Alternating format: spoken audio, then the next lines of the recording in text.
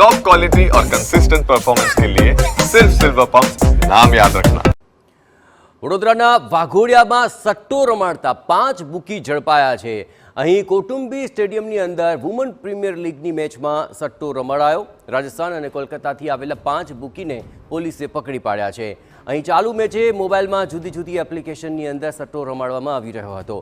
જરોદ પોલીસે 5 બુકીને સટ્ટો રમાડતા રંગે હાથ ઝડપી લીધા। બુકી પાસેથી 15 મોબાઈલ, રોકડ સહિત 2,80,000નો મુદ્દામાલ જપ્ત કરાયો છે।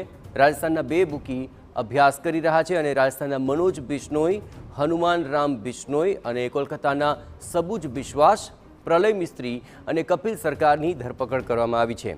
જરોદ પોલીસે 5 બુકીઓ વિરુદ્ધ જુગાર ધારા હેઠળનો ગુનો દાખલ કરી વધુ તપાસ હાથ ધરી છે। રાજસ્થાન અને કોલકાતાના બુકીઓ વિમાન માર્ગે વડોદરા આવ્યા હતા। વધુ વિગતે વાત કરવા જોડાઈ રહ્યા છે ટીવી 9 સંવાદદાતા અંજલિ ઓઝા। અંજલિ, આ જે બુકીઓને પકડવામાં આવ્યા છે અને શું કાર્યવાહી હાલ તેમની વિરુદ્ધ ચાલી રહી છે?